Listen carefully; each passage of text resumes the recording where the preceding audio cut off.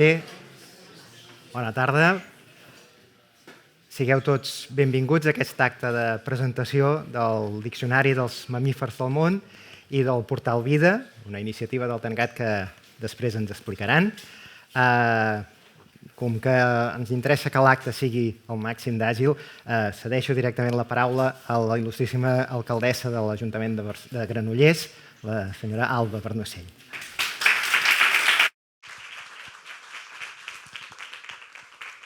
Bé, bona tarda. Seguint l'agilitat, perquè l'interessant és ara, que és la presentació d'aquest diccionari, donar-vos la benvinguda aquí en el Museu de Ciències Naturals de la Tela de la ciutat de Granollers. Per nosaltres, com a museu i sobretot com a ciutat, és un orgull poder acollir avui aquesta presentació, en la que també hi hem participat, però sobretot també tenir la visita del conseller de Política Lingüística, una ciutat compromesa amb l'ús del català i amb la seu del Centre de Normalització Lingüística de la comarca, però també des de fa anys, des de principi dels anys 80 a la ciutat de Granollers, doncs aquest espai d'aprenentatge, difusió de l'ús del català i al final d'aquesta llengua que és part de la nostra identitat, de la nostra cultura i de la nostra manera de ser. També en les ciències naturals i, per tant, un museu que també s'inicia als anys 80, aquí de la mà del seu director, el Toni Arrizabalaga, i en el seu moment, i aquí també tenim la participació del Zoo de Barcelona, de l'Antoni Jong, del director també en aquells anys del Zoo de Barcelona, va encapçalar aquest projecte de museu que agafa el relleu avui amb diversos investigadors i tècnics que treballen aquí. Des d'aquí vull també agrair la feina de tots ells. En el dia d'avui, però els 365 dies l'any per posar la recerca i la ciència en el centre d'aquest museu de Granollers, però també, sobretot, a disposició de tot el país de Catalunya. Per tant, agrair-los la feina des d'aquí, posar en valor aquest museu que ara en parlàvem i aquest nou equipament que fa uns 13 anys que es va inaugurar i que ens permet, sobretot, acollir actes com el que avui fem, d'orgull de ciutat. Gràcies, conseller, també, per aquesta visita que hem fet i gràcies a tots i a totes per la defensa d'aquests 365 dies l'any. Veig molta gent del Consorci, vinculada al Consorci de Normalització Lingüística, de tota la feina que feu. Gràcies i passo la paraula i anem a conèixer aquest diccionari que ens presenteu. Moltes gràcies. Doncs, moltes gràcies a l'alcaldessa i cedim la paraula de seguida a dues de les persones que han estat, diguéssim, al peu del canó i que són de les responsables del diccionari que avui us presentem, aquest diccionari dels mamífers del món. Les dues persones que ens ho explicaran són la Glòria Fontova, del TERMCAT, que ha estat la coordinadora general d'aquest diccionari, i l'Adrià López Baucells, que ve, diguéssim, en representació d'aquesta casa, del Museu de Ciències Naturals de Granollers, però que, a més, ha estat un dels nombrosos especialistes que han col·laborat a fer, perquè ara ho veureu, ara us ho explicaran, que una obra d'aquestes no és pas una obra que es faci d'un dia per l'altre i, a més, és una obra de col·laboració, una obra en què intervenen molta gent de molts diversos àmbits i avui ens ho explicaran. Doncs, Glòria i Adrià, si voleu pujar i... Bé, doncs ara sí, comencem. Conseller de Política Lingüística, alcaldessa de Granollers, director del Museu de Ciències Naturals de Granollers, especialistes, amics i companys que heu participat en l'elaboració d'aquest diccionari, benvolgut auditori, bona tarda. En l'àmbit de la biologia, parlar de l'evolució és parlar de Darwin i de l'origen i evolució de les espècies. Avui, per parlar del Diccionari dels Mamífers del Món, ens cal parlar també de la gènesi d'aquesta obra, que data dels anys 80 del segle passat, i de com ha aconseguit evolucionar i adaptar-se a les circumstàncies d'un entorn canviant en el decurs de gairebé 40 anys, fins a arribar a l'obra actual, consultable en línia, i a l'abast de tot el públic. L'embrió del diccionari va començar a gestar-se a inicis dels anys 80 en el Departament d'Educació del Zoo de Barcelona Quan Rafael Cebrián i altres companys biòlegs que treballaven en projectes de recerca i conservació i en activitats de formació i divulgació de la fauna, conscients de la necessitat de disposar d'una nomenclatura catalana inequívoca per a referir-se a les espècies d'animals, van decidir elaborar una nomenclatura dels mamífers en català. Cal recordar que aquest interès per utilitzar el català en l'àmbit zoològic i en altres àmbits científics tenia lloc en un ecosistema lingüístic que després de dècades sotmès a unes condicions adverses a l'ús de la llengua pròpia, començava a recuperar-se lentament. L'aprovació de la primera llei de normalització lingüística l'any 1983, la creació l'any 85 del Termcat, els debats dels especialistes entre els problemes per establir una nomenclatura unificada de les espècies zoològiques en català i la publicació també l'any 92 d'una primera guia de criteris per a la denominació catalana d'animals van propiciar un entorn favorable per a l'evolució d'aquella nomenclatura de mamífers. Una evolució que, com passa també amb l'evolució de les espècies animals, ha estat lenta, però més o menys contínua. En la primera etapa del projecte, entre els anys 86 i 99, els especialistes del zoo, amb la col·laboració del Termcat, treballen en l'elaboració de la nomenclatura, prenent com a corpus de referència la llista mundial d'espècies de mamífers, publicada per Corbett i Hill l'any 86, que aplegava aleshores unes 4.300 espècies de mamífers conegudes. Amb l'arribada del nou mil·lenni, l'any 2000, el projecte entra en un estat d'hibernació similar al que adopten certes espècies de mamífers com a estratègia d'adaptació a condicions desfavorables i, sobretot, a recursos escassos. Durant aquest període de letàrgia apareixen, però, nous factors en l'entorn, com són, d'una banda, la publicació entre els anys 2009 i 2019 de la primera obra que il·lustra i descriu totes les espècies de mamífers del món. Parlem del Handbook of the Mammals of the World. I d'altra banda, la publicació de nomenclatures catalanes i de criteris terminològics per a la denominació de diferents grups zoològics, els ocells, papallones, cicàdids, odonats, etc., que el Termcat du a terme amb la implicació i el consens dels especialistes. Amb aquest nou bagatge documental i criteriològic, el 2015, Rafael Cebrián reprèn la tasca aturada durant 15 anys i treballa en l'actualització i la compleció de més de 3.500 denominacions catalanes d'espècies. Aquesta segona etapa del diccionari, però, queda lamentablement troncada el 2021 per la mort prematura del qui va ser l'iniciador i ànima d'aquest projecte. Probablement van ser les mateixes forces evolutives que influeixen en la transmissió del patrimoni genètic de les espècies de generació en generació les que l'any 2002 van impulsar l'Àlex Mascarell, del Zoo de Barcelona, a mantenir el batec del projecte vital del que fou el seu company i amic. I en aquesta tercera i última etapa s'hi ha sumat també la cooperació com a forma evolutiva fonamental. Una cooperació que ha facilitat el treball conjunt del Termcat amb l'equip d'especialistes format per Àlex Mascarell com a coordinador científic, per Juli Mauri, biòleg especialitzat en zoologia, i per Antònia Risabalaga, Adrià López Baucells i Lídia Freixas, biòlegs experts en quiròpters i petits mamífers del Museu de Ciències Naturals de Granollers. Que tots ells han contribuït a l'assessorament i a la revisió sistemàtica del corpus terminològic, a la creació de noves denominacions en català i, en definitiva, a la consecució d'un projecte que ve de molt lluny. El diccionari aplega 6.793 termes relatius a les espècies de mamífers del món, classificats en 27 ordres i 163 famílies. Cada fitxa terminològica inclou el nom científic de l'espècie, la denominació en català, equivalents en altres llengües i, en molts casos, també notes amb informació complementària relatives al terme.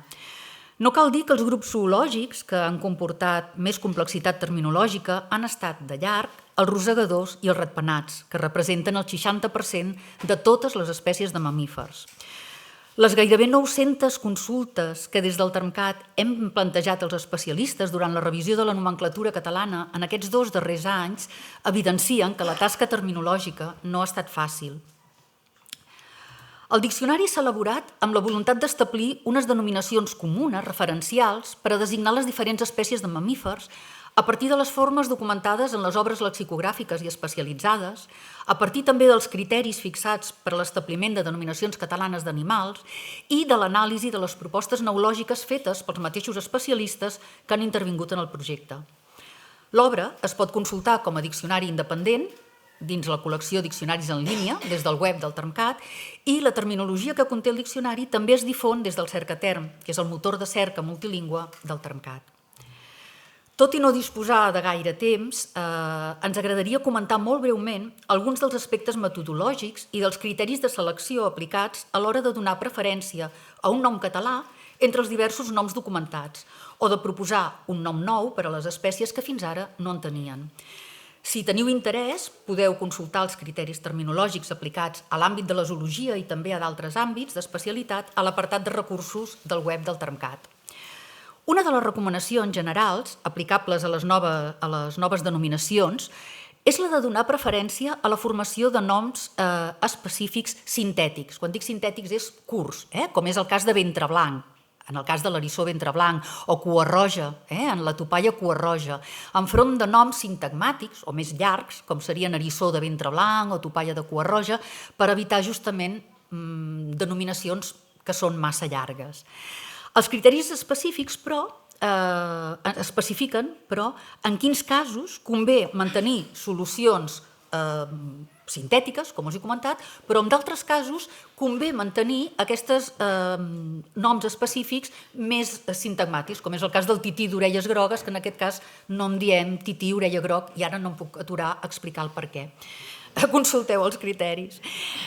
Igualment, és recomanable evitar noms específics que es consideren ofensius, com ara pigmeu, quan no s'utilitza per a fer referència a l'ètnia, sinó al fet de ser molt petit d'estatura, com passa amb aquest parell de rosegadors, el suslic pigmeu o l'esquirol pigmeu. En aquests casos, el que hem de fer és optar per altres adjectius, com poden ser nan, nana, diminut o minúscul, que signifiquen pròpiament de dimensions molt petites. Per tant, ho hem de tenir en compte i procurar triar aquestes formes.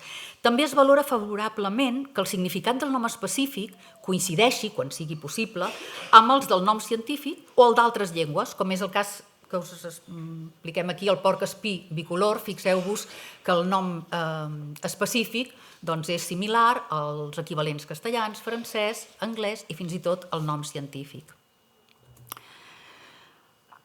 Tot i que els noms específics es poden basar, com sabeu, en la procedència o la distribució geogràfica, en els epònims, l'hàbitat, l'alimentació o els costums dels diferents grups de mamífers, en la creació de noms catalans d'espècies que encara no en tenen, es recomana sempre donar prioritat a les denominacions basades en les característiques morfològiques, atès que són les que ofereixen una capacitat distintiva més gran, com es fa evident en el cas d'aquestes imatges que us mostrem del liró d'orelles, el gibó de mans blanques, el gerbo orellut o, no cal dir-ho, el nassut.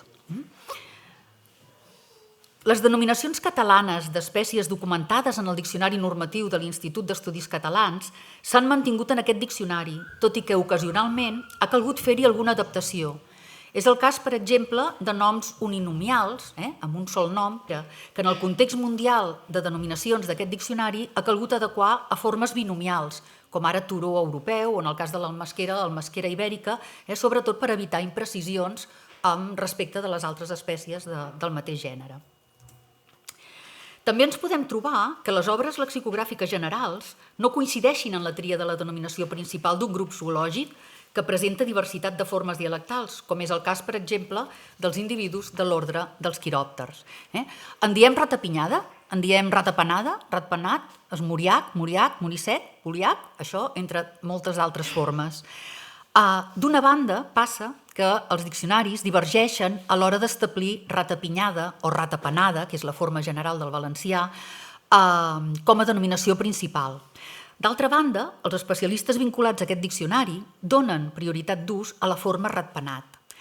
En casos de divergència, com aquests, i després de fer un estudi sobre la distribució geogràfica de les diferents formes dialectals i sobre la tendència a l'ús en l'àmbit especialitzat, el Consell Supervisor, que és l'òrgan que s'encarrega oficialment de la normalització de la terminologia en la llengua catalana, recomana l'ús preferent de la forma ratpenat en àmbits d'especialitat i en obres terminològiques referides o adreçades al conjunt del territori.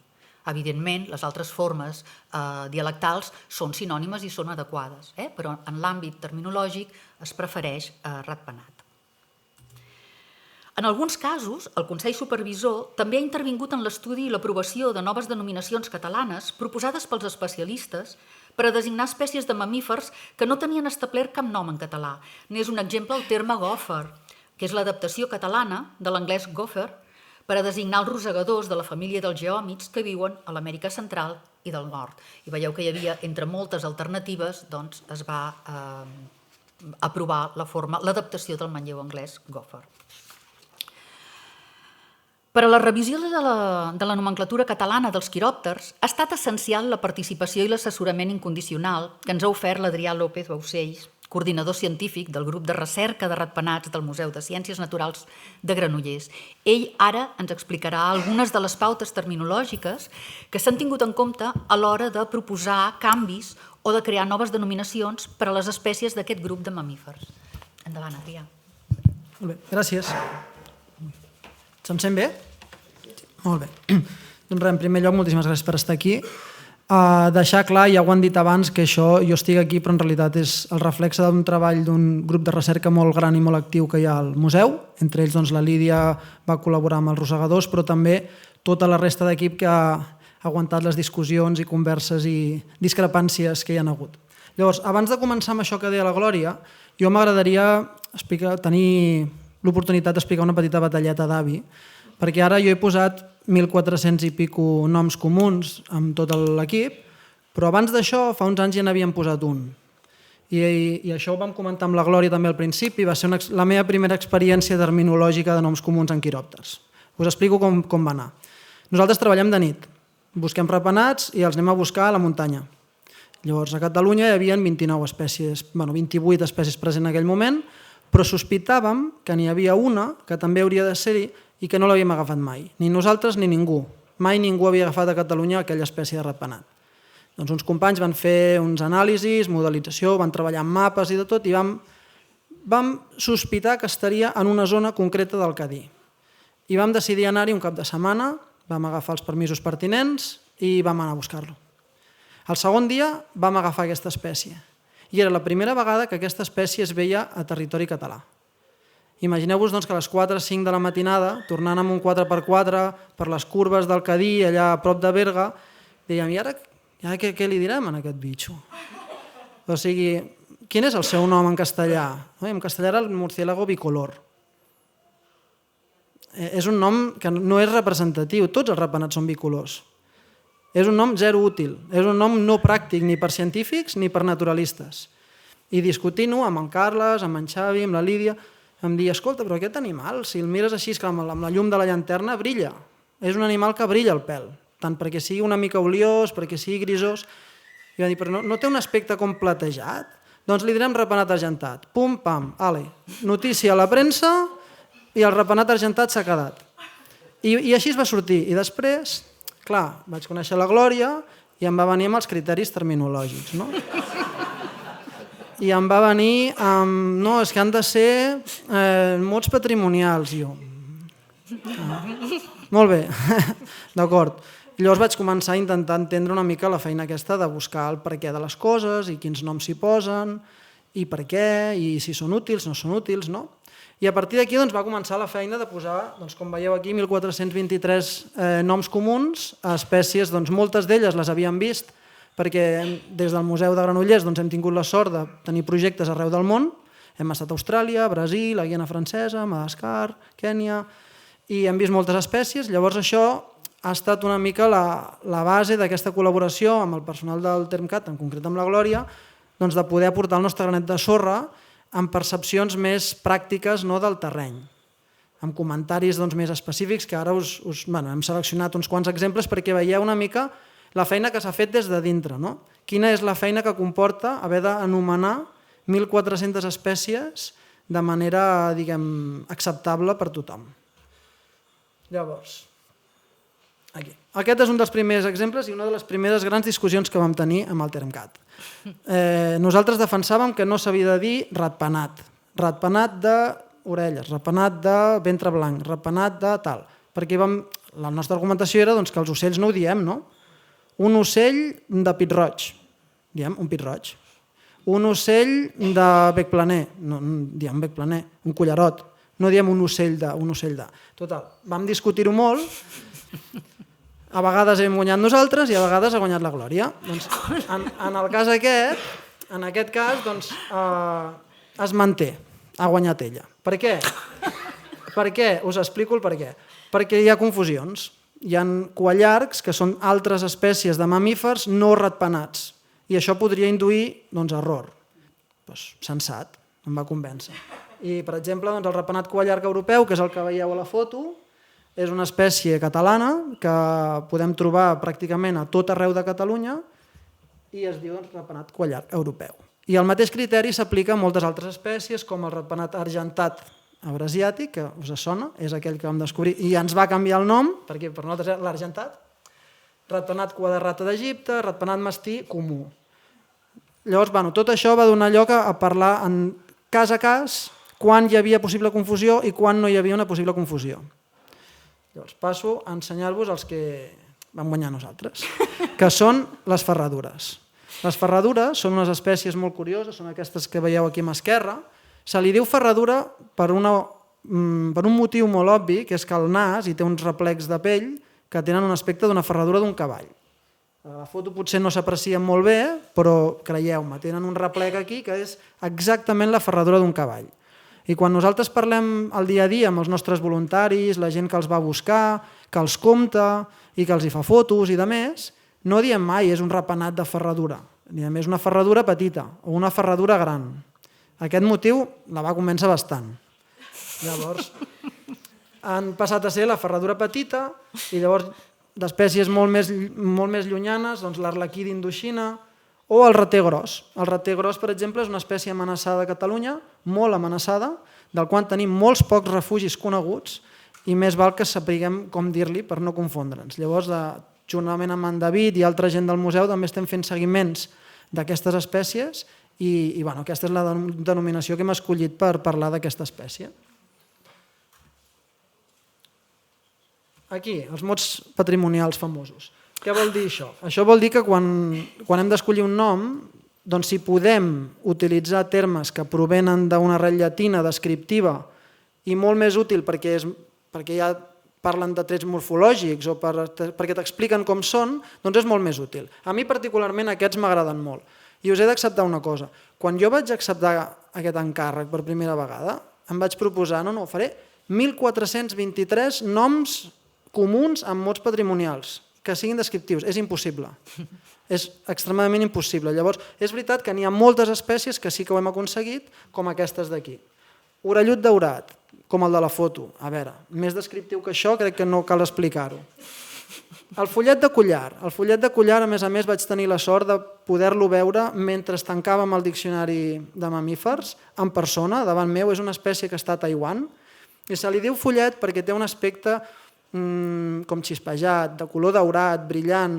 És una monada de bitxo, és molt, molt bonic. Però és que a més té un collar de color groc i llavors se li diu el follet de collar. Molt explicatiu, molt descriptiu.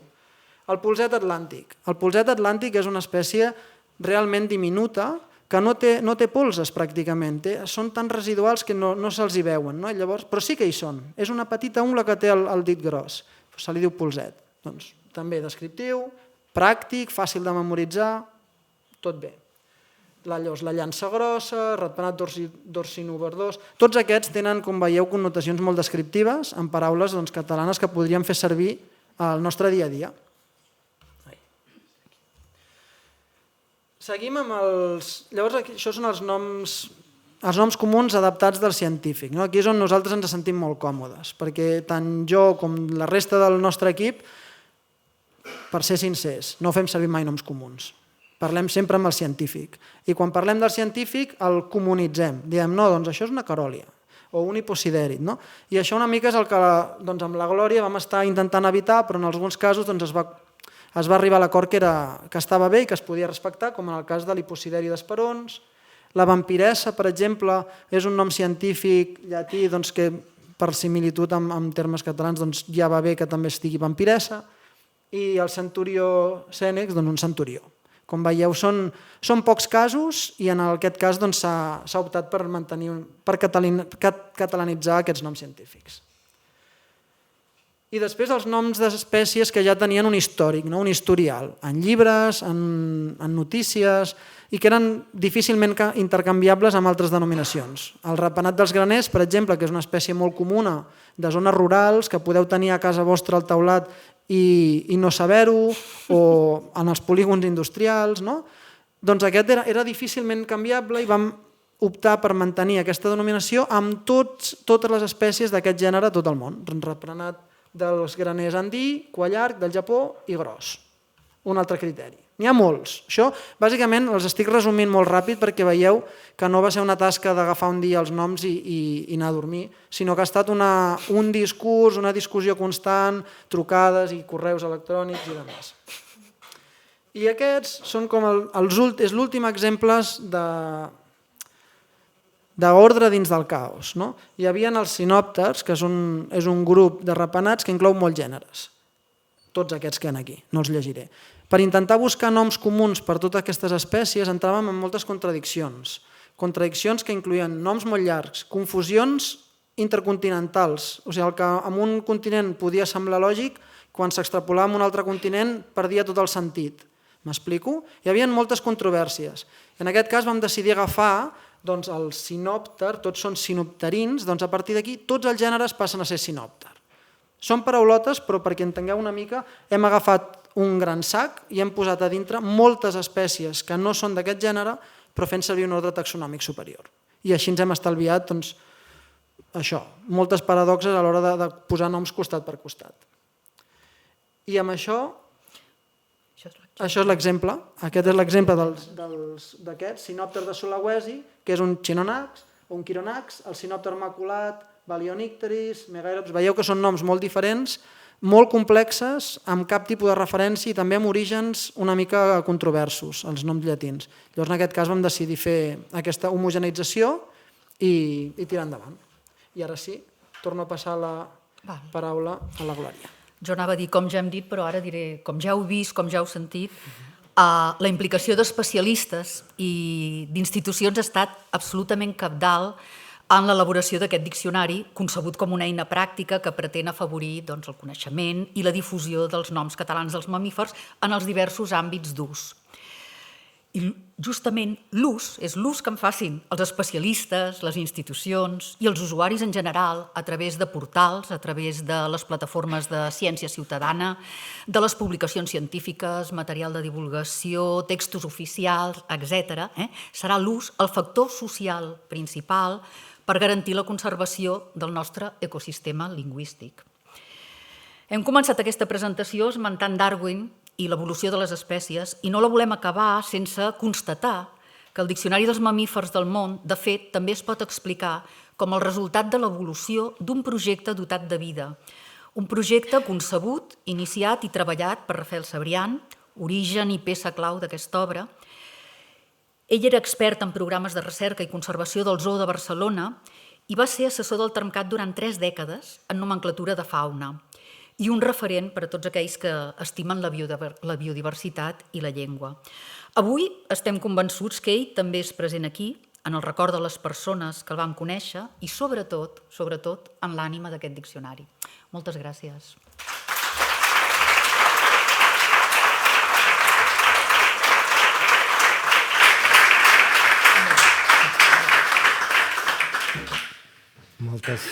Moltes gràcies, Glòria, moltes gràcies, Adrià. Doncs ja heu vist, diguéssim, que realment l'elaboració d'un diccionari comporta una mica de feina i una mica de feina de col·laboració, però quan la gent té ganes d'entendre's, ens entenem i al final podem donar nom a 1.430 espècies de ratpenats i tots els altres que heu vist per aquí. Normalment quan fem una presentació d'aquesta mena de diccionaris, penseu que al Termcat fem diccionaris. Avui estem presentant aquest dels mamífers, fa uns mesos en presentàvem amb el conseller també un de dansa clàssica. Intentem que aquestes presentacions tinguin un valor afegit, tinguin alguna cosa més a part d'explicar-vos el diccionari. Fem-hi alguna cosa més. Quan era la presentació del diccionari de dansa clàssica vam poder tenir una mica uns dansaires, diguéssim, ens van ensenyar alguns passos.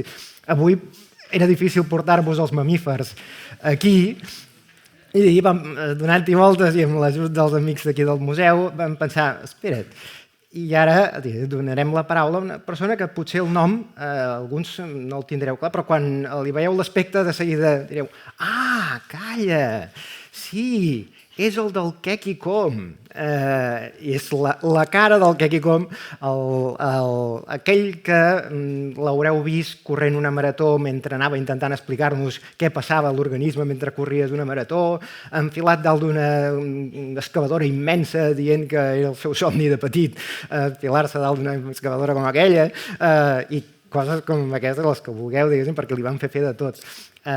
És en Pere Renom, que a part de ser un gran presentador de televisió, diguéssim, és biòleg i és un divulgador científic, i per això li hem demanat que ens parli durant una estoneta i que ens expliqui una miqueta a veure com veu ell aquest diccionari i com veu ell la feina que es va fent amb el TEMCAT i amb tots els implicats a l'hora d'anar donant nom a totes les espècies animals. Per tant, Pere, quan vulguis, tens la paraula.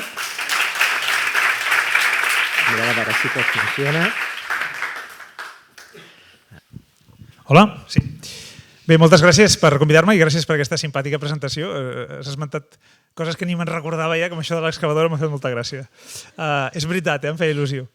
Bé, jo faré una presentació una miqueta sui generis.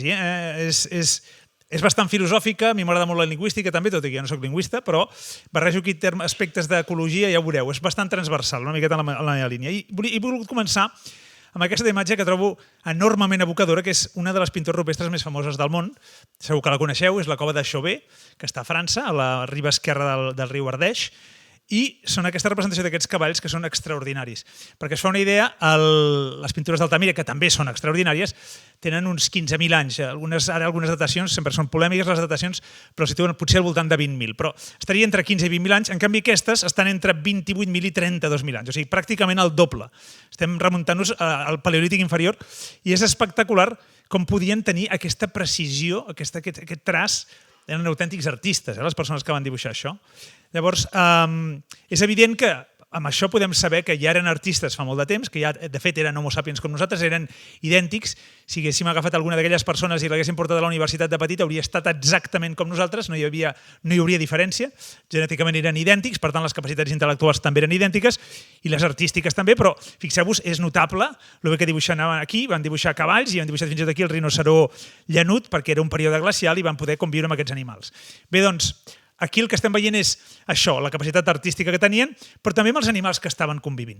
Però més enllà d'això, hi ha un tret molt interessant i és que s'ha vist que hi ha moltes de les coves on estan localitzades les pintures, que just les parets on hi ha les pintures tenen unes sonoritats diferents. És justament on més es concentra l'eco quan una persona entra allà i comença a parlar en veu alta. Per tant, potser, no ho sabrem mai, però potser aquella gent quan estaven ja pintant les pintures també estaven dient els seus noms en veu alta i estaven rebent. Era una manera potser de fer-se classes ells mateixos o de començar a parlar amb llenguatge, d'alguna manera. Perdó. Per tant, no sabem com n'hi deien en aquest animal, però segur que tenia un nom. O sigui, aquest animal l'estaven pintant i n'hi deien un nom i en aquest altre animal n'hi deien un altre nom. Perquè si no, no es podien referir a ells. No era aquell... Parlaven, tenien llenguatge i per tant hi havia un nom. Quin nom tenien? Quin nom feien servir per denominar els cavalls? No ho sabrem mai, però sí que podem anar a fer una miqueta de recerca. I aquí tenim, per exemple, que això és molt bonic, és un estudi que estableix com es diu el terme cavall en les diferents llengües actuals. Estem parlant de les llengües actuals. Doncs bé, tenim cavall en català, cavall en castellà, tenim cheval en francès, tenim cavall en italià, però després tenim, aquí les veieu amb els codis de colors, però després tenim altres noms que potser ens sonen, aquest evidentment també, horse en anglès, o potser tenim con en totes aquestes llengües d'aquí, o potser tenim losat en aquestes llengües més de la zona de Rússia, o fins i tot, cosa curiosa, àlogos en el grec actual.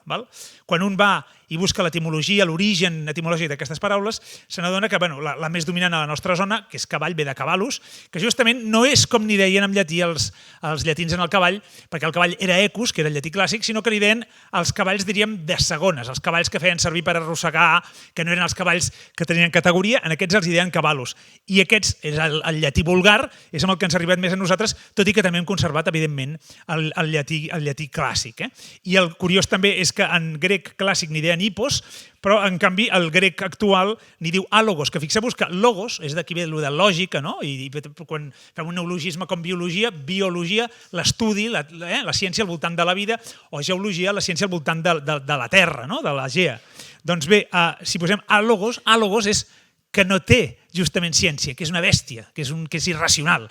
I així és com li diuen els grecs en el cavall. No? I llavors és bonic veure que quan anem a l'etimologia de tots aquests termes veiem que són termes que fan referència a que és un animal ràpid, o a que corre, o a que se li munta al damunt, o a que es tira una arada, o que es tira en general, o que s'impulsa, o que és un animal sense banyes, en aquesta zona d'aquí n'hi diuen així, un animal sense banyes. Clar, lògicament, si ho compares amb una vaca o amb un cérvol, doncs un cavall és l'animal que no té banyes. O fins i tot, sense raó, això que us estava dient d'àlogos. És bonic.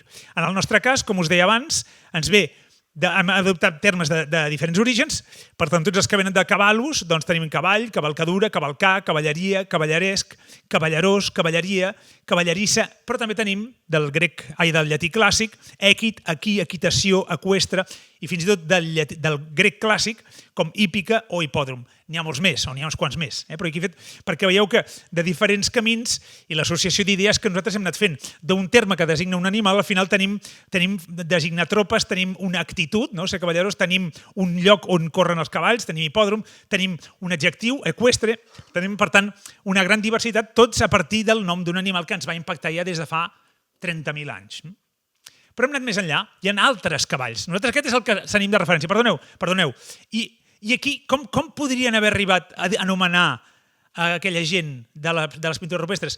No ho sabrem mai, però segur que el que més s'hi acosta és Zaldi, que és com en diuen els bascos. Sabeu que el basc és una llengua pre-indoeuropea, per tant, no es relaciona amb cap d'aquestes, és anterior. Els que pintaven les pintures rupestres eren pre-indoeuropeus. Dubto que durant 30.000 anys es mantingués un terme sense canviar, però segur que és el que està més a prop de com n'hi devien dir aquelles persones que van pintar les pintures rupestres. Per tant, tenim un animal de referència que des de fa molts anys ens impressiona, que vam domesticar fa uns 5.700, però que ja caçàvem molt abans i pintàvem. Quan anem a la natura i seguim, trobem altres cavalls. Quins són aquests altres cavalls? Doncs, per exemple, l'hipopòtam.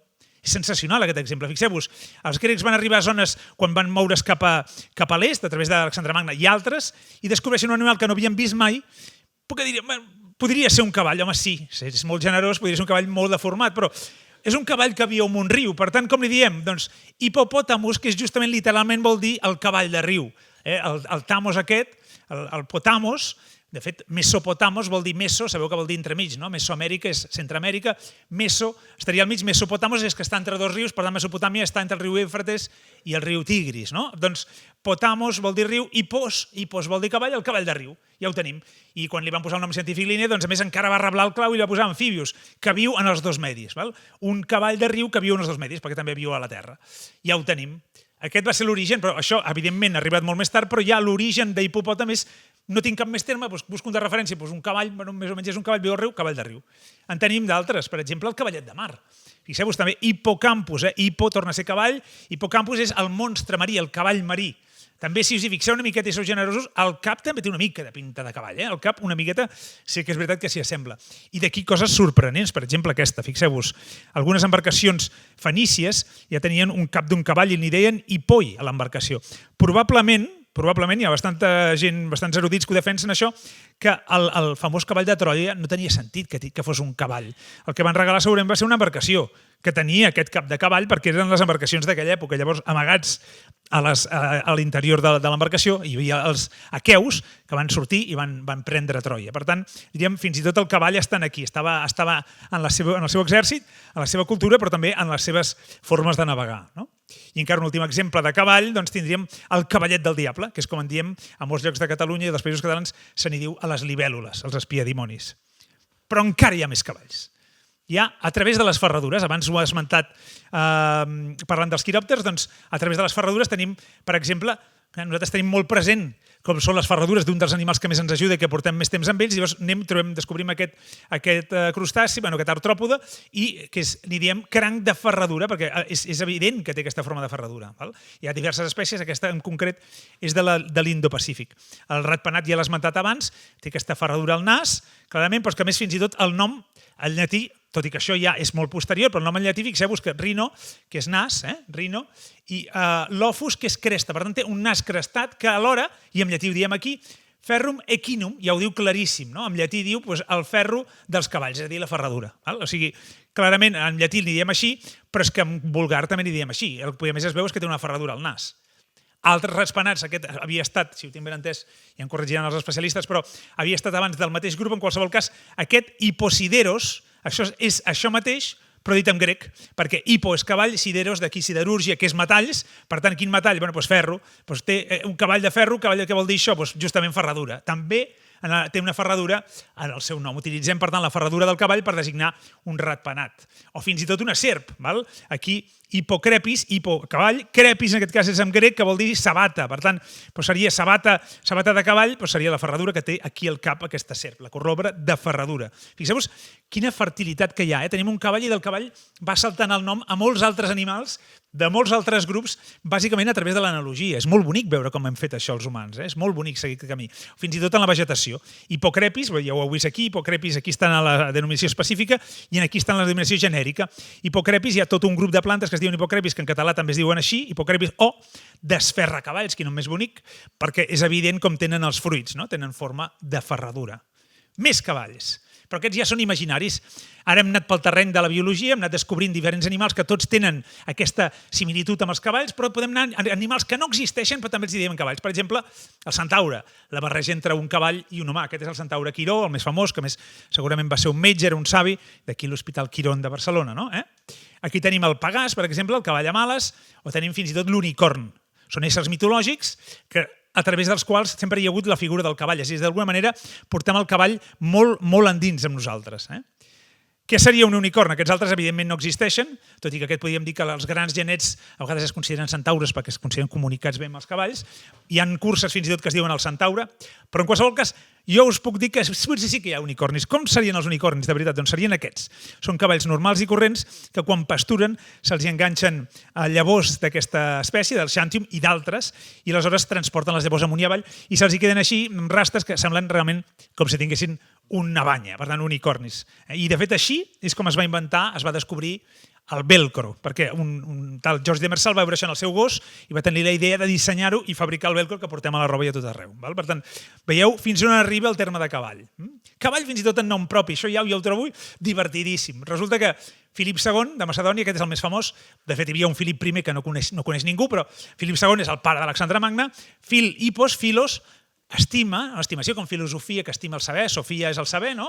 Filosofia, el que estima el saber, Philohippos, que estima els cavalls, un amant dels cavalls, aquest senyor devia, i surt a les monedes fins i tot representant muntant dalt de cavall.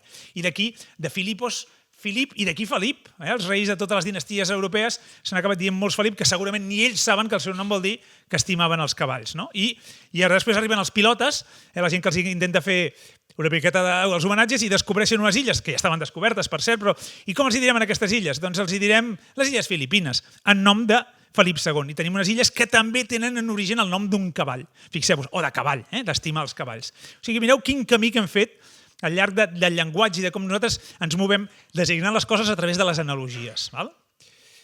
Però després la cosa continua i resulta que les espècies de mamífers se segueixen descobrint. Aquesta espècie en concret es va descobrir el 2024, o sigui aquest any.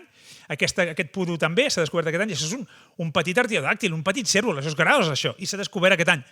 Després hi ha hagut aquest altre, aquest que es va descobrir l'any passat, que és un gimnur, una espècie seria molt emparentat amb els eriçons, entremig camí entre els eriçons i les musaranyes, seria aquest animal. Aquest és un gimnur també de la zona del sud-est asiàtic, i aquí tindríem algunes musaranyes de Sumatra. Aquestes espècies totes s'han descobert aquest any o l'any passat, i se segueixen descobrint noves espècies. No? Aquesta, per exemple, és una espècie que és críptica, és a dir, que no estava descoberta i morfològicament és igual que altres espècies descobertes, però només a nivell genètic s'ha vist que és diferent. Per tant, és lògic que aquestes, o les que s'acaben de descobrir que us he ensenyat, no tinguessin nom.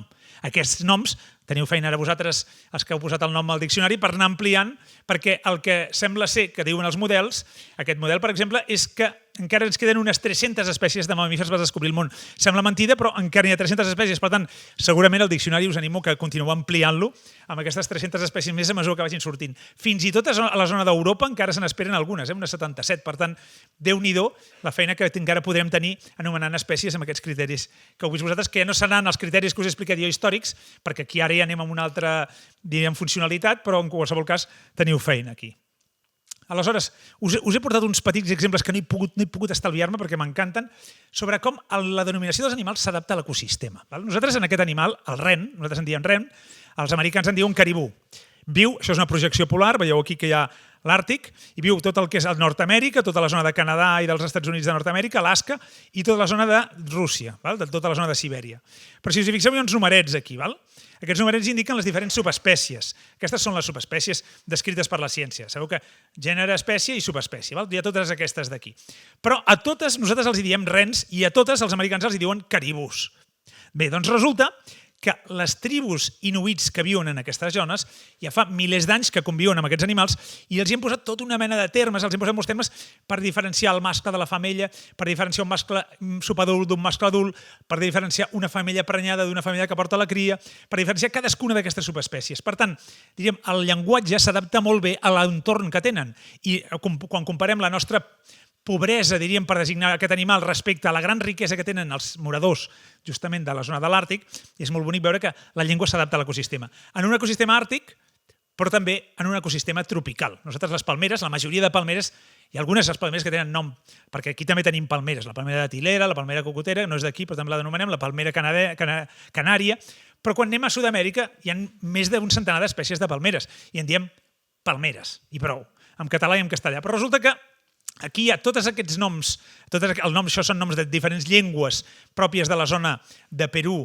i de Colòmbia, a través d'aquest article, és molt interessant, sobre etnografia, etnobotànica, i s'ha vist que tenen fins a 48, aquesta llengua, té fins a 48 termes que designen 48 espècies diferents de palmeres, que per nosaltres només són palmeres. Aquesta altra llengua té 47. Fixeu-vos, totes aquestes llengües, per tant, diferencien diferents espècies de palmeres i les anomenen amb uns noms propis que nosaltres no tenim. Per què ho fan? Doncs, lògicament ho fan perquè aprofiten molt, viuen de les palmeres, en un entorn en què les palmeres els hi serveixen molt. Les espècies més anomenades són aquesta, per exemple, la primera, que és aquesta d'aquí, que té 45 noms diferents. O aquesta d'aquí, que en té 43. Aquesta en té 39, aquesta en té 35 i aquesta en té 30. Sempre se n'aprofiten els dàtils i a més se n'aprofiten les fulles per fer teixir o per fer taulades de cases. Per tant, com que ells depenen moltíssim d'aquestes palmeres, tenen termes específics per designar-les que nosaltres no tenim. O sigui que, una vegada més, el llenguatge s'adapta a l'entorn. Els anglesos, posem un exemple dels anglesos també, perquè estaran contents. Aquesta és la distribució del puma, per exemple, a tota Amèrica. Fixeu-vos que és bestial, des de pràcticament a Terra del Foc fins a una zona subàrtica, la zona històrica era més amb aquest color, ara actualment, doncs, evidentment, ha retrocedit, però encara té una distribució enorme. Aquí, el puma de Florida, que sobreviu a la costa est. Bé, doncs, els americans en designen fins a 40 termes diferents per designar el puma. És molt sorprenent. Aquest ve de l'Inca, puma, i cougar, que és l'altre famós que utilitzen ells, el més famós ve d'un poble de Sud-amèrica. La resta són variacions i a vegades són traduccions literals del terme espanyol, que és el primer que va arribar allà i va posar león, león de muntanya, i d'aquí mountain lion i altres termes. Fins i tot pantera, en diuen, perquè com que és homogeni de color i no té taques i les panteres són homogènies de color, encara que són negres, doncs aquí també n'hi han anomenat així. Un altre exemple en els anglesos és el dels cucs de terra. Per nosaltres són cucs de terra, totes aquestes espècies. Tots. No tenim distinció. Però pels anglesos tenen el red headworm, tenen l'European nightcrawler, tenen el brandling worm, tenen el grey worm, el green worm, tenen el composting worm i tenen el common earthworm. Per què tenen tants termes ells? Perquè són molt aficionats a la pesca, utilitzant d'esquer els cucs. Nosaltres segurament no tenim tanta tradició en això i per això no hem distingit totes aquestes espècies de cucs. Això és el més probable, però és només una suposició. Però també podria ser, a mi m'agradaria molt que fos així, a través de Darwin. Charles Darwin, ell va fer un llibre molt famós, que és aquest, La formació del sòl vegetal, va estudiar Stonehenge.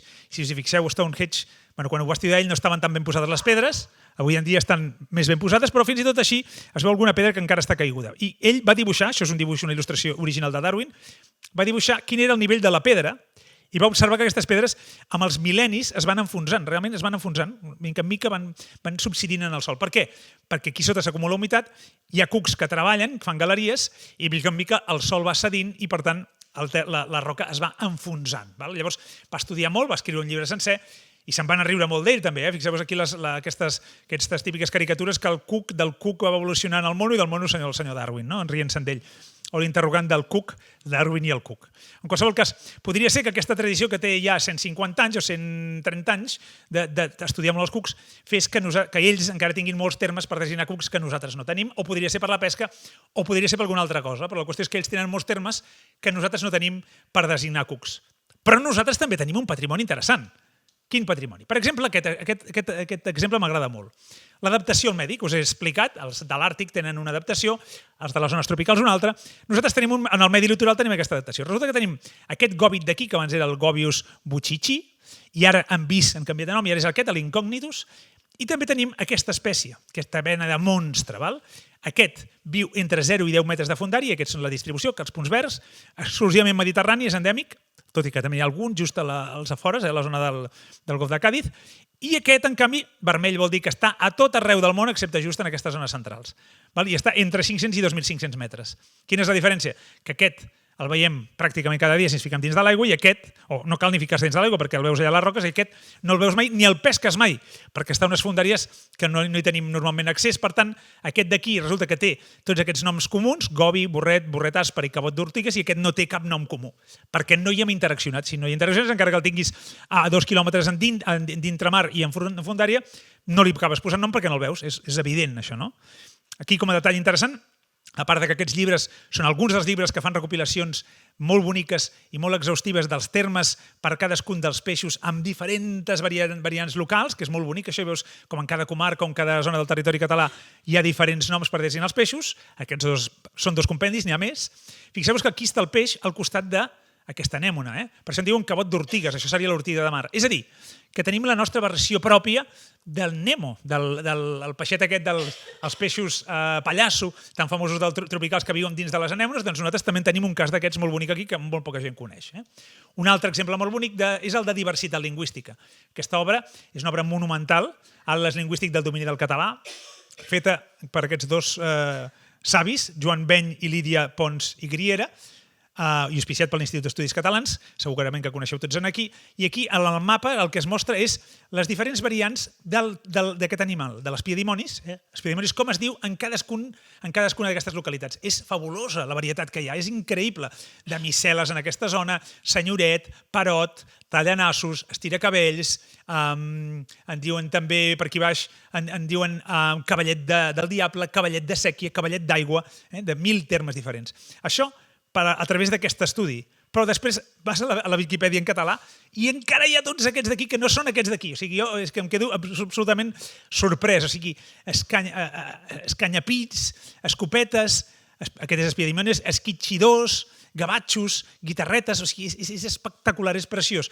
Això, evidentment, aquesta diversitat és riquesa lingüística, i aquí la importància que us volia destacar és de conservar també aquesta riquesa lingüística dels noms comuns. A banda dels noms científics, que són imprescindibles per entendre'ns amb els americans i amb els xinesos, doncs també és important conservar aquests noms comuns que són riquesa català de la nostra llengua. Aquí, per exemple, com us he ensenyat abans en els peixos, aquí hi ha una obra que segur que coneixeu, en la que es va fer un esforç per intentar sistematitzar això i utilitzar alguns termes per a cadascuna de les famílies. Però, fins i tot, com poso aquí, hi ha una miqueta de desconcert, perquè el diccionari de la Gran Diccionari de Llengua Catalana diu una cosa, el diccionari català-balear diu una altra i l'Institut d'Estudis Catalans diu una altra. Per tant, i aquest llibre intenta una miqueta posar ordre, de fet em posa ordre, però ara el que hem de fer és utilitzar-lo i fer-li cas. Però, en qualsevol cas, va una miqueta en contra de molts llocs, de moltes denominacions locals, vull dir que ho tenen una miqueta difícil per imposar-se. Un altre exemple, de fet l'últim, ja no us atabalaré gaire més, però és aquest exemple. Els catalans, tothom ho diu, ho sabem molt bé, som una cultura micòfila, ens estimem els bolets. Per què ho fem? Perquè tenim una tradició culinària molt important a través dels bolets, però també perquè els utilitzem de psicòtrops, substàncies una miqueta al·lucinògenes. Llavors, tenim molts plats i una cuina molt rica. Aquest llibre és interessantíssim i explica i recull tota la diversitat des de textos històrics de l'any 1500, per exemple. Però després tenim aquest altre llibre que estudia la nostra activitat a través dels psicòtrops. Llavors, la Manita muscària, que té tots aquests noms com a mínim, segurament en té més, tots aquests noms vulgars, tots aquests noms comuns, cogomella mosquera, reig de fageda, reig bord, moscarola, reig fals, reig foll, reig tinyós i reig vermell, doncs és un bolet que consumit en poques quantitats, podria ser mortal en molta quantitat, però en poca quantitat pot causar situacions al·lucinògenes, i aquest altre, molt conegut, potser més a nivell mundial, el psilocibe, en aquest cas hi ha molts psilocibes, la bruixa aguda també. Quan consumim aquests bolets, el que tenim és visions, i llavors si ho fem al bosc veiem follets, veiem mineirons, veiem barrufets, que fixeu-vos tenen curiosament aquests barrets en forma de justament l'ombrel·la dels bolets, i viuen en bolets, per tant, diríem, això tot és un món d'al·lucinar, de fet és d'al·lucinacions. Llavors, per acabar, per què és important que conservem els termes en català? Doncs perquè en realitat el llenguatge, això ja de la filosofia analítica britànica ho tenen molt clar, el llenguatge condiciona el pensament. Nosaltres és el que dona el context. Aquí, això és una metàfora visual molt clara, nosaltres pensem a través del llenguatge. Hi ha altres maneres de percebre. Evidentment, la sensibilitat musical o l'art plàstic no van a través del llenguatge, però el llenguatge és la manera d'expressar-nos bàsica i, evidentment, utilitzem paraules. Llavors, un exemple molt curiós és que aquest és el teclat internacional, es diu QWERTY, fixeu-vos perquè la Q, la W, la E, la R, la T i la Y se'n diu QWERTY, des de les màquines d'escriure. És un teclat clarament subòptim. Per què? Perquè la A està aquí. Com pot ser que la A l'hem de picar, teclejar, ho heu pensat mai, això? Amb el dit, amb la mà esquerra i el dit justament l'anular, que és el que menys habilitat tenim. Per què està aquí la A? Això és una monstruositat. Per què?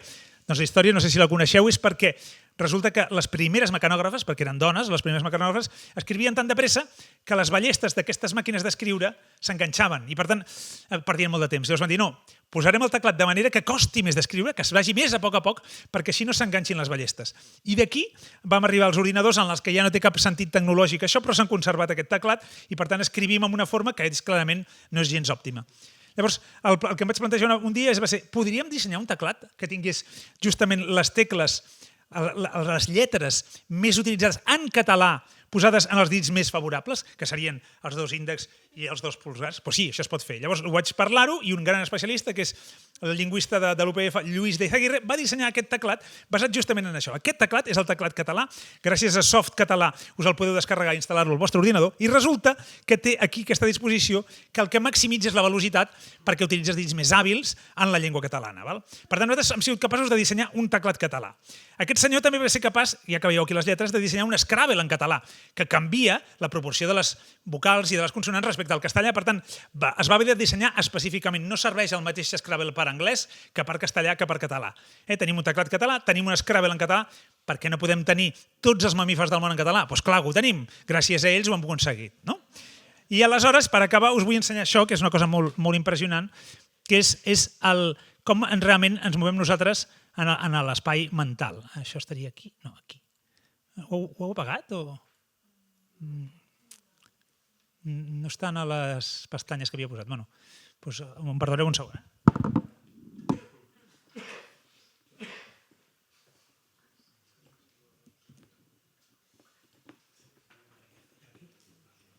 Sí que hi era. Perdoneu-me, sí. Això és en anglès, perquè en català això no ho tenim fet i us he hagut d'ensenyar en anglès, però aquesta representació que es fa servir molt amb intel·ligència artificial, cadascun dels punts representa un espai tridimensional, representa el corpus de paraules de l'anglès. Aleshores, les distàncies entre els punts, el que estan indicant és les distàncies semàntiques entre les paraules. Si jo, per exemple, vaig aquí i escric horse, ho hauré de fer en anglès,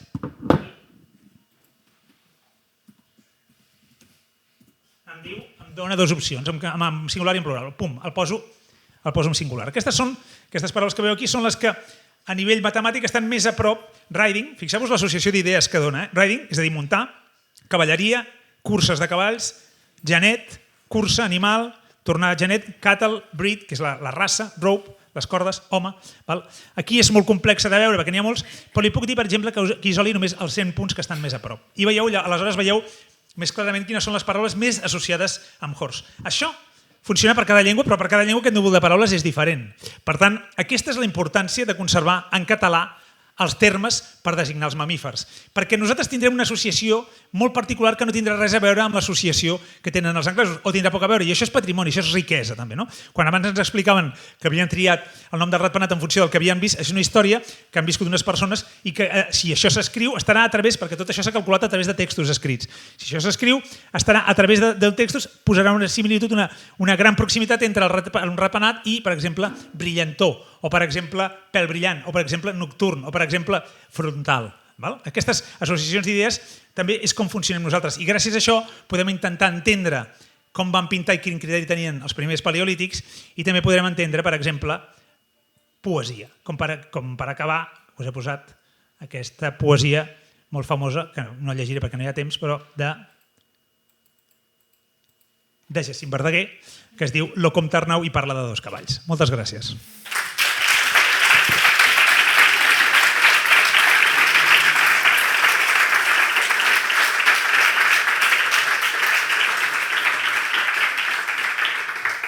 Moltes gràcies, Pere. Ja ho heu vist. De fet, en Pere ens està posant feina al Termcat, però també a tots vosaltres. I això és el que ara mirarem d'explicar-vos, diguéssim, i de compartir amb tots vosaltres amb una breu presentació que ens faran el director del Termcat, en Jordi Bové, i la Maria Antònia Julià, la terminòloga del Termcat, que portarà aquest projecte que ara us expliquen molt breument. Sisplau, Jordi i Maria Antònia. Bé, bona tarda a tothom. Gràcies per ser aquí. Com segurament ja sabeu, la missió del Termcat, l'objectiu, és que tinguem terminologia pròpia en català en tots els àmbits d'especialitat.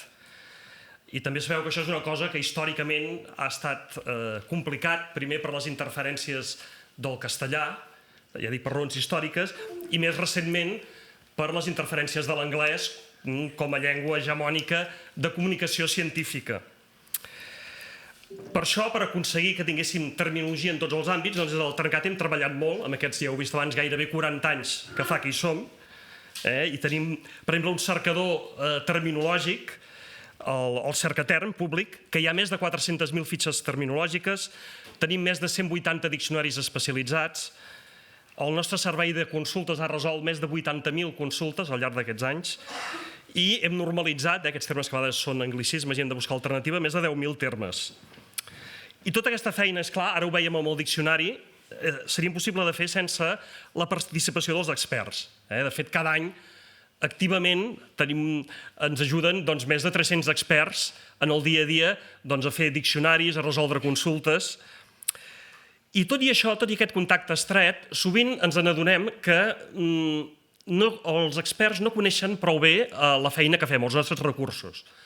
Així com el que en diríem mediadors lingüístics, és a dir, els traductors, els correctors, els dinamitzadors lingüístics, són usuaris habituals tant del Cercaterm, del servei de consultes, en l'àmbit d'especialitat no és tan freqüent.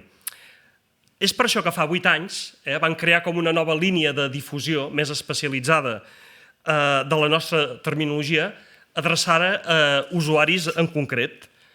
Vam seleccionar uns àmbits que ens van semblar clau, perquè eren àmbits en què hi havia molta activitat neològica i, a més, és a dir, que es generava contínuament nous termes, sovint anglicismes, i, a més, que tenien molta incidència en la vida quotidiana de la gent, és a dir, que arribaven a molts usuaris. I llavors, en aquests àmbits, vam crear grups de treball d'experts que ens ajudessin a detectar els neologismes, a elaborar la terminologia per omplir els buits que tinguéssim terminològics d'aquell àmbit, actualitzar la terminologia i, a més, que ens ajudessin a que aquesta difusió arribés molt més als usuaris veritables de la terminologia, que són els experts, com heu vist. A més, d'aquests grups de treball vam crear uns espais web que plegaven tota la terminologia que teníem d'aquell àmbit i, a més, altres recursos. De fet, ara l'Antònia ens ho explicarà bé.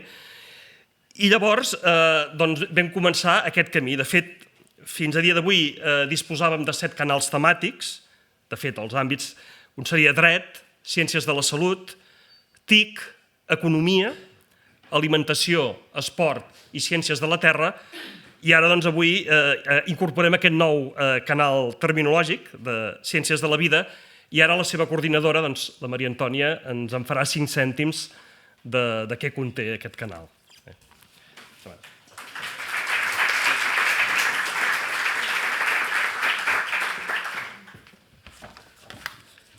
Bé, molt breument us convido ara a fer una passejada pel canal Vida a partir de 3 preguntes que intentaré respondre i que sortiu d'aquí convençuts que serà una aportació interessant a partir d'avui. Per què un canal Vida? Què trobarem en el canal Vida i què esperem en el futur per aquest canal Vida?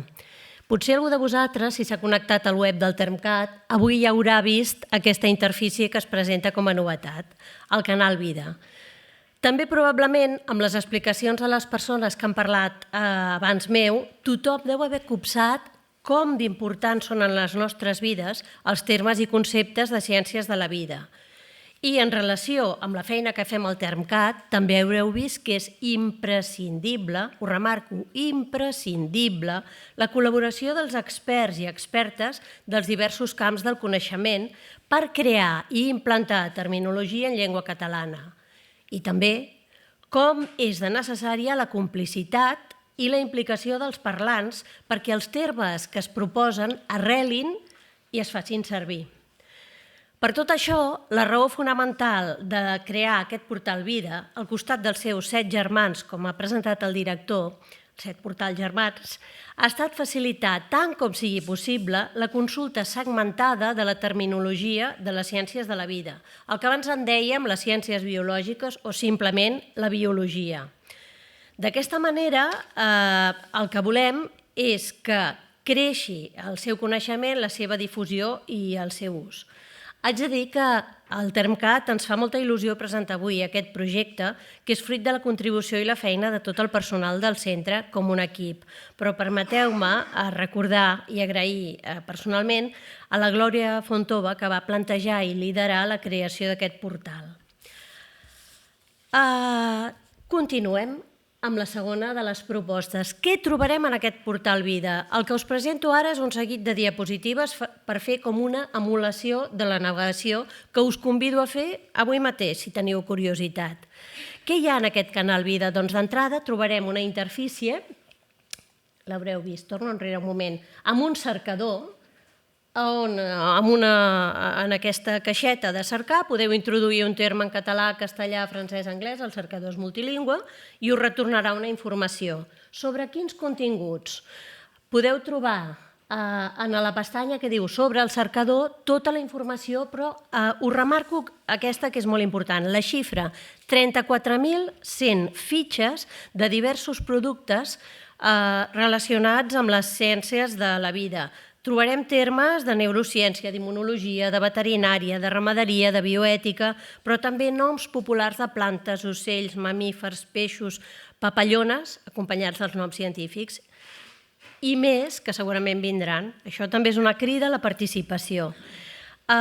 Voldria remarcar també que de noms en català n'hi ha recollits 71.173 i equivalents en castellà, anglès, francès, aproximadament la meitat, uns 30.000.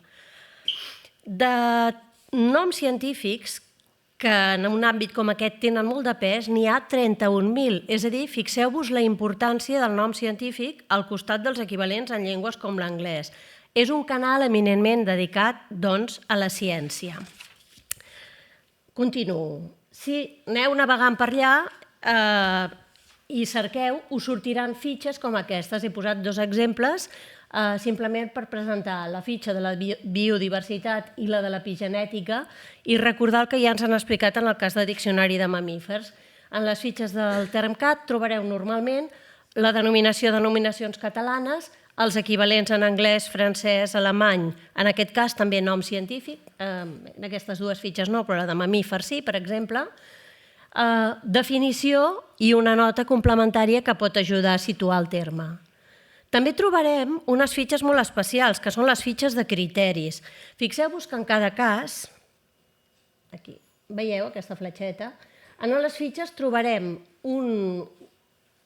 un codi que diu font i si cliquem ens descodificarà d'on ve aquesta fitxa. Per tant, podrem identificar el producte d'on ve.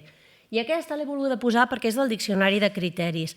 Tan important com donar noms concrets a les espècies és donar criteris perquè qualsevol nou tàxon que es descobreixi o qualsevol nova vacuna pugui ja tenir un nom en català. He posat vacuna, que és allò que queda entre la salut i la biologia, pels termes d'immunologia, de genètica, però el més important és criteris, doncs també podrem consultar criteris.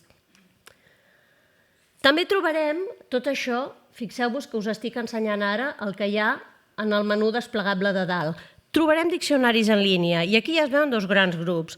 Els diccionaris de bata i els diccionaris de bota, és a dir, els de ciències de laboratori i els de ciències naturals pròpiament dits. En aquest cas tenim el de bioètica, immunologia i neurociència, que s'han fet amb la col·laboració d'equips multidisciplinaris de diferents especialitats mèdiques i biològiques, i diccionaris com el dels mamífers del món o el de papallones, no el veia, que s'ha fet també des d'aquí. I també voldria cridar l'atenció el d'ocells, que també l'han esmentat, el diccionari de peixos i el diccionari de plantes, perquè són dos diccionaris de noms, però aquests són especials, perquè són amb una voluntat terminològica, però són diccionaris descriptius que recullen totes les variants de noms documentades per una mateixa espècie, lligant amb el que ens ha explicat abans en Pere Renom, de tota aquesta variabilitat. Doncs a plantes i a peixos n'hi ha moltíssima de recollida i documentada al costat de la font. Continuo. Si anem navegant per aquí, en la secció apunts el que trobarem és una secció que es va renovant allò periòdicament amb termes d'interès en l'àmbit.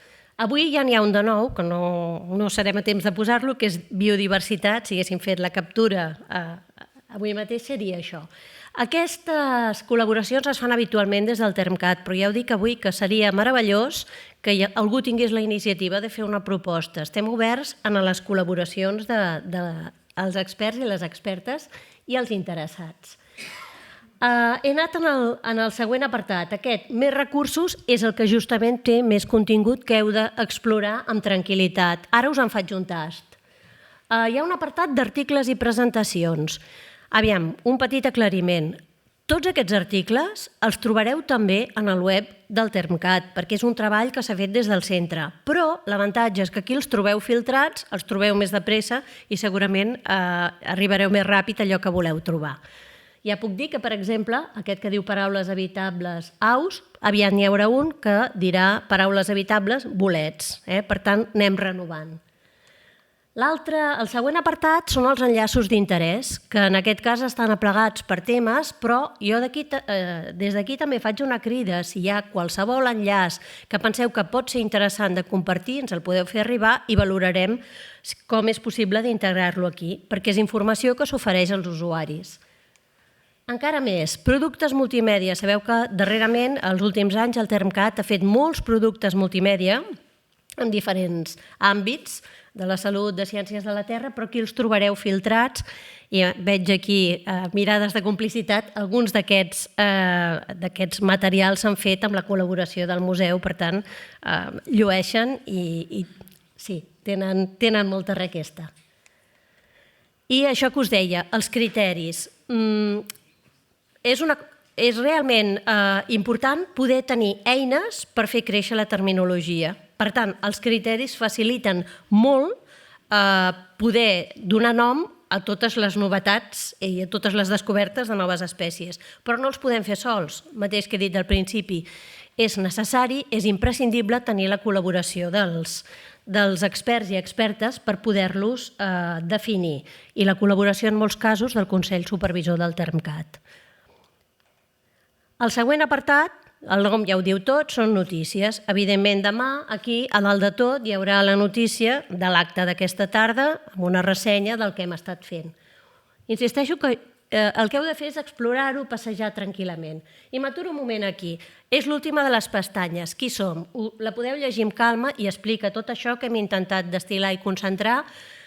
Primer, en la intervenció de la Glòria i l'Adrià. Després, en Pere també ens ha vingut a fer caure amb la importància dels noms de Ciències de la Vida. En Jordi Bové ha explicat tota la feina que fem al Termcat i a mi em toca, com a coordinadora del portal, dir-vos que és un portal que vol créixer i que per això necessita la col·laboració. Els reptes de futur que tenim. Avui que presentem el Canal Vida, ens agradaria, en primer lloc, que el féssiu vostre, que fos una eina útil per tots els que sou avui aquí i continuant per tots els professionals i usuaris que pugueu conèixer, que el puguin fer servir. Totes les persones que utilitzen, i m'atreveixo a dir que estimen la terminologia de les ciències de la vida. En segon lloc, també ens agradaria que el cabal de termes oferts a consulta pública augmentés considerablement, ja sigui a partir de diccionaris o a partir d'aportacions i suggeriments. Com a exemple, a banda de les explicacions que ens han ofert abans sobre la metodologia que hi ha darrere d'un diccionari, penseu que hi ha moltes aportacions en les dades de consulta pública que surten d'usuaris que han decidit fer un suggeriment o una petició. Per exemple, a petició d'una experta es va fer un estudi de normalització del nom d'una planta, el cècili de Ferreny o cècili del Cap de Creus, que és una planta endèmica dedicada a un botànic que es deia Ferreny, justament. També, com un altre exemple, hi va haver la consulta d'un traductor especialitzat després de la pandèmia perquè hi havia una immunitat que no acabava en un tipus d'immunitat que no acabava de tenir nom i es va normalitzar el terme immunitat entrenada, que designa l'adquisició d'una certa memòria immunitària poc específica vinculada a la immunitat innata. Això era una novetat i s'havia de denominar. I fixeu-vos que ens va entrar a partir d'una petició. Jo diria que per fer créixer les dades terminològiques públiques en català, tota pedra fa paret. Tot és benvingut. En tercer lloc, haig de dir que ens satisfaria molt que els experts i expertes en ciències de la vida els vingués de gust col·laborar en el creixement i la implantació de la terminologia dels noms comuns de plantes, animals, fongs, bacteris o microbis, els termes de recerca en genòmica, proteòmica, neurociència o immunologia. Ja hi hem insistit, no hi insistiré més. Finalment, això sí, volem fer una crida a totes les persones expertes que vulgueu formar part del grup de treball terminològic del portal Vida.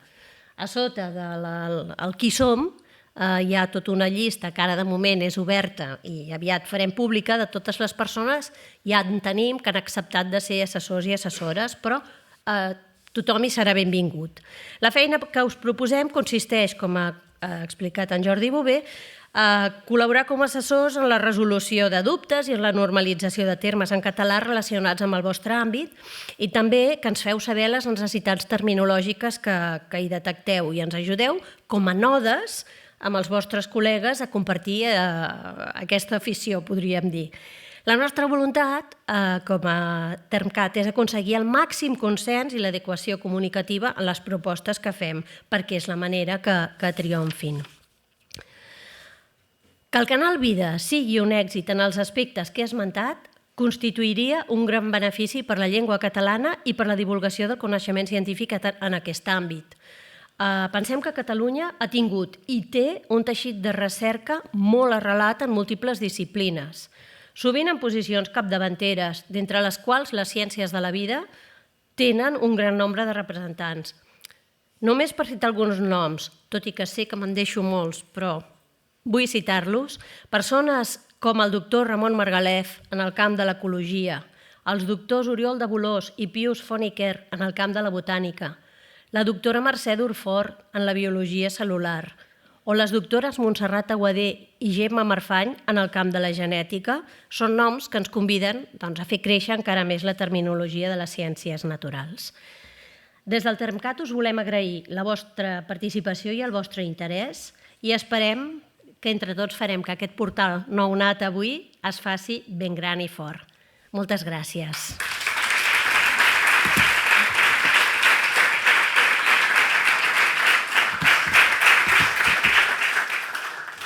Deixarem la diapositiva del moltes gràcies, ja que és perfectament pertinent, i cedim la paraula al conseller de Política Lingüística de la Generalitat de Catalunya, Francesc Xavier Vila. Endavant.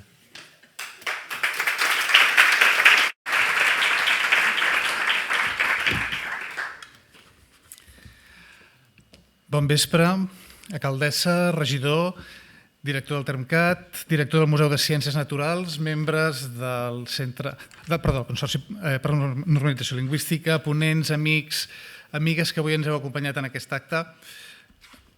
Glòria. Estic molt content de ser aquí avui perquè la presentació del Diccionari de Mamífers del Món i del portal Vida és una feliç constatació de moltes coses. D'una banda, constata que no hi ha cap disciplina que s'escapi del Termcat. Penseu que ja teníem el nom de tots els ocells del món, ara ja tenim el nom de tots els mamífers del món, hi haurà els rèptils, que es preparin els insectes. D'una altra banda, també constata que els catalans continuem amb la ferma voluntat de tenir una llengua completa. És a dir, una llengua que es pot emprar en tots els àmbits del saber, en tots els àmbits de la vida, i que, per tant, entre altres coses, té la terminologia necessària per parlar de qualsevol tema mundial. Perquè, mireu, estem en un món en què cada vegada més tots serem poliglots, sabrem més d'una llengua, perquè més ens mourem amunt i avall. Ja està bé, és el món en què viurem. Però això no vol dir que la nostra llengua no l'haguem de poder fer servir en tots els àmbits. I per fer això hem de tenir una llengua que ens permeti parlar de tot, en qualsevol moment de la vida, dels més formals als més informals. I això per què? Doncs mireu, d'entrada per una qüestió senzillament d'autoestima col·lectiva. El català és una llengua mitjana, de fet, si ens posem a mirar a les llengües del món, de les 7.000 llengües del món, està entre les 100-150 llengües amb més parlants del món. Per tant, hauria de tenir unes perspectives de futur i de sostenibilitat perfectament plenes i sense cap tipus de problema. I això ens hauria d'ajudar a superar allò que els sociolingüistes en diuen la diglòssia. La diglòssia és la sensació que la meva llengua no serveix per segons quines coses. I la diglòssia, en el fons, és una forma d'inferioritat. És la meva llengua no serveix per segons quines coses perquè és que el meu poble no serveix per segons quines coses. Però si no us agraden els arguments de tipus d'autoestima, deixeu-me que us digui que és important tenir una llengua completa per altres motius. I un d'aquests altres motius important és perquè si no tenim una llengua completa, una llengua sencera, no podem parlar de tot. I parlar de tot és fonamental com a mínim per dues coses, per tenir una societat democràtica sana i per tenir una societat que des del punt de vista del coneixement del món també sigui sana i saludable. Mireu, de vegades, quan veiem el nom del ratpenat orellut, no sé què, podem pensar, això és molt petit, és un microbi, és una cosa ínfima, però en el fons forma part d'un esforç per poder assolir el coneixement. I deixeu-me que us digui, i ho diré avui, perquè aquest vespre potser passaran coses lletges, en què en un món en què ens amenaça el terraplanisme, en un món en què ens amenaça tot de corrents que fan del desconeixement, de la ignorància i de la negació de la realitat científica. En un món com aquest és imprescindible que en la nostra llengua puguem parlar, puguem discutir i puguem raonar sobre tot. I entre aquest sobretot, la ciència és fonamental. Si avui parléssim de canvi climàtic i emergència climàtica, suposo que tothom entendria a què m'estic referint. Necessitem una llengua, per tant, apta per poder parlar, perquè parlar és la forma que tenim de preparar-nos per al futur. I és per això que és bo que el català sigui, que continuï sent una llengua infinitament apta, una llengua que ens permet generar recursos i que ens permet generar solucions per entendre els reptes que tenim per davant. Estem en un moment crucial de la història de la llengua. És un moment en què la llengua està pressionada per diversos factors, per factors polítics i jurídics. Encara no tenim una llengua plenament oficial de jure i de facto. Ho estem demanant a Europa, sense anar més lluny. Tenim una llengua pressionada per factors econòmics, per factors i per derivades sociodemogràfiques d'aquests factors econòmics. Una llengua pressionada per factors tecnològics, les pantalles, la intel·ligència artificial poden ser alhora grans reptes, però també grans oportunitats. Us hi heu fixat que des del primer moment hem pogut parlar amb el ChatGPT en català? Des del primer moment? I per tant, allò que ens feia tanta por, que ens quedaríem endarrere de cop i volta, gràcies a la feina de tanta i tanta gent que ha treballat perquè el català fos present a les xarxes, de cop i volta parlem amb la intel·ligència artificial en català. estem en un món, a més, d'actituds que han canviat de forma ràpida i de vegades que no comprenem. Noves generacions que potser no acabem d'entendre del tot, que ens sembla que no tenen els mateixos lligams amb la llengua que potser tenien les generacions anteriors. Gent que sabem que vivim en un món que serà mòbil, tots nosaltres en algun moment serem passavolants i que per tant haurem d'aprendre a conviure en un món on d'una banda necessitarem llengües franques, llengües per moure'ns pel món, però necessitarem llengües d'arrelament, llengües per formar part de la comunitat, per ser algú de l'equip local, perquè sempre els éssers humans volem arrelar-nos en algun món. I davant de tots aquests reptes, que són molts i són poderosos, estem reaccionant. Estem reaccionant de moltes maneres i en termes lingüístics, deixeu-me que digui, reaccionem fent coses com, per exemple, crear la primera conselleria de política lingüística.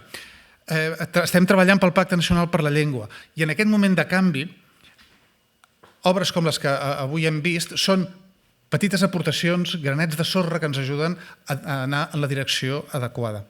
El Diccionari dels Mamífers del Món i el portal Vida són nous passos en aquesta direcció.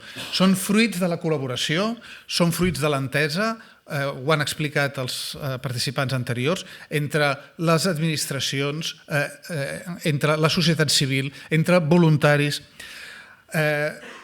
Aplega denominacions catalanes de nova creació i denominacions catalanes tradicionals, amb la qual cosa enllacem el nostre present, el nostre futur amb el nostre passat i contribueix a assolir la normalitat del català.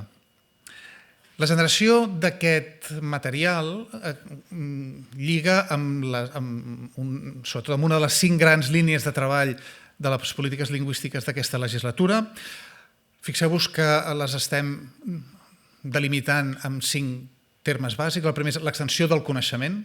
Cal que el coneixement del català s'estengui molt més de pressa del que hem fet fins ara. En segon lloc, hem de facilitar-ne l'ús. Hem de fer que utilitzar el català sigui cada vegada més fàcil. En tercer lloc, hem de garantir que el català sigui la llengua normal de les institucions, respectant drets de disponibilitat, però tenint el català com la llengua referent de les institucions. Hem de ser capaços de generar acords, d'incentivar actituds i de promoure hàbits favorables a l'ús de la llengua i per fer tot això necessitem recursos humans, materials i econòmics. El diccionari i el portal que hem vist avui són exemples d'aquesta feina que hem de fer entre tots, que hem de fer, en parlàvem abans amb l'alcaldessa, que hem de fer des del govern, que hem de fer des de les institucions locals, que hem de fer des de la societat civil. Hem de ser capaços de continuar fornint aquests recursos al conjunt de la societat, perquè fent això el que estem fent és reforçar-nos a nosaltres mateixos com a societat viable i com a societat capaç de progressar i d'integrar. Continuem fent-ho. Els primats, els cetartiodàctils i els rosegadors són només una mostra d'allò en què en diversos moments de la nostra vida tindrem necessitat de parlar. Gaudim del que hem fet, aprofitem-ho i fem-ho córrer. Moltes gràcies a tots plegats.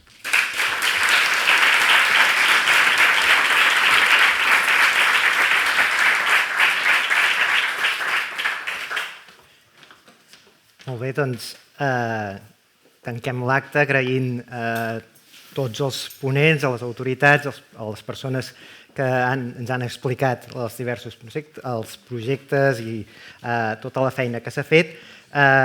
Deixeu-me que faci un últim agraïment al Museu de Ciències Naturals de Granollers que ens ha volgut acollir i en la persona del seu director, Antoni Arrizabalaga, que des de fa molts anys col·labora també amb nosaltres i que em sembla que té molt a prop la jubilació, però espero que, malgrat que es jubili, o potser perquè es jubila, encara tindrà més temps per col·laborar amb nosaltres i que puguem continuar tenint aquesta col·laboració que ja fa molts anys que tenim. Si ens voleu acompanyar, ara aquí mateix a la sortida podrem fer un pica-pica i brindar per l'èxit d'aquest diccionari.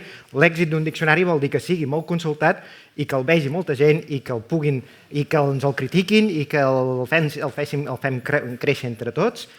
I sobretot no marxeu sense agafar un exemplar del pòster dels ratpenats de Catalunya que hem editat expressament en ocasió d'aquesta presentació, en què trobareu els noms que surten al diccionari dels ratpenats que podeu trobar als vostres tabulats de casa i a tots arreu de Catalunya amb la designació adequada i, per tant, esperem que els pugueu penjar per tot arreu i veureu que no són tan lletjos com semblen, són prou bonics. Moltes gràcies a tots i